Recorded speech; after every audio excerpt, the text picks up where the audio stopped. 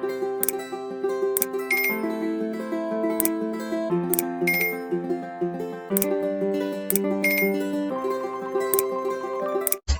guys!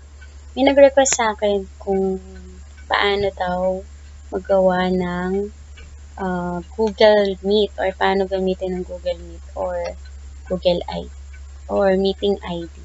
So, paano nga ba? So, magbukas ng browser, google.com, and then mag-sign in using your Gmail or DepEd account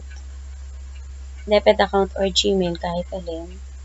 And then, pagka-sign in, pupunta tayo dito sa Google Apps and then Calendar. So, after ng Calendar, iset nyo kailan ba yung meeting ko. Halimbawa, ang meeting natin ay Saturday. Ito, meeting natin Saturday. Ang oras, halimbawa, ay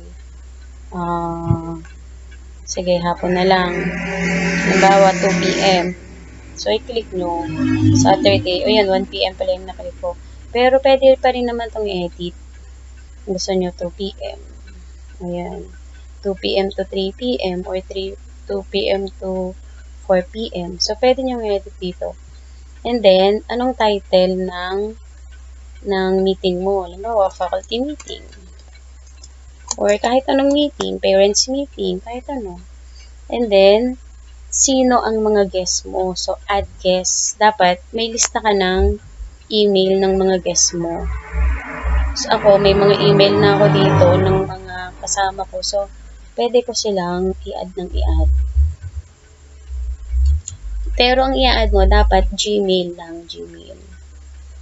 So, sino pang pwede kong i-add? At, ang kayang i-add ay nasa 200.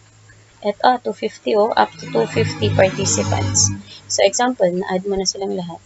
Or, kung hindi mo sila na-add, pwedeng ito yung i-forward mo sa kanila na link. Ito yung meeting ID na to. Yan, o pwede mong i-forward. So, halimbawa, na-add mo na sila dito. So, save mo na lang. Save. And then, gusto mong mag-notify sa Gmail nila or sa inbox nila yung invitation mo, click send. So, pupunta yun sa Gmail mo.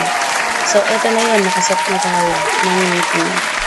Kung hindi mo naman sila na-add at sa messenger mo lang sila i-invite, so, ano mo lang to, highlight mo lang and then copy and then sendan mo sila sa messenger.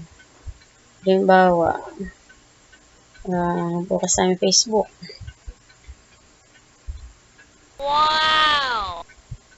So, sino kayang pwede kong sendan sa messenger? Testing. So, halimbawa, ito, si EJ, sasendan ko sa messenger. So, ipe-paste mo lang to. Paste. Pinaste mo lang yung Google ID. Google Meet ID. So, enter or send. So, ito na yun. Pag ito, kinilik ni EJ or kung sino mang sinendan mo ng link, yan na. Nagbukas na yung Google Meet and then, join na yun. Mag-join na sila. So, yan. Kung gusto mo na bukas yung video mo or sara, di sara mo or bukas mo. Kung gusto mong bukas yung mic mo or sara, yan. On-off lang yan. And then, kung gusto mo mag-present, eto, present now. Entire screen, kung anong laman ng screen mo, ayun na magpe-present.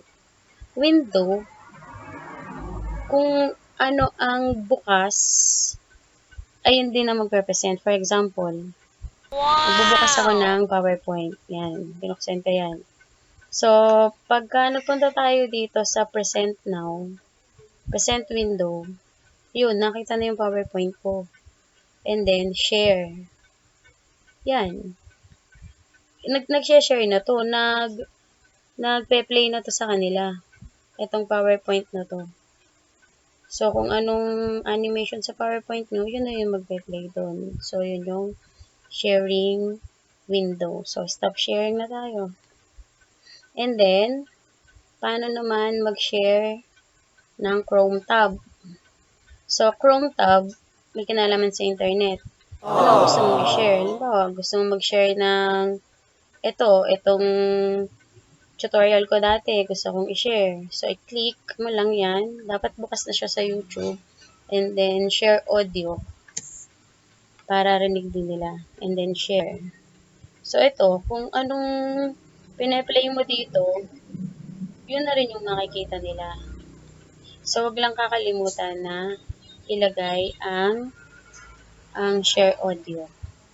Or i-click ang share audio. Kung ayaw mo na mag-present, ito, click stop. Ano po? So, yun na yun. Nakapag-present na kayo ng Grabe! etong entire screen, kung anong laman ng screen mo, yun ang makikita. So, etong window sa mga PowerPoint, or kung anong window na bukas mo. Kung Excel man ang bukas mo, or ano. And then, sa Chrome, di kung anong bukas mo na may kinalaman sa internet. Ito, kung bukas ang Facebook mo, pwede mong i-share. Kung bukas ang YouTube, kung bukas ang laman ng Gmail mo, pwede mo rin i-share. So, yun. Parang madali lang na.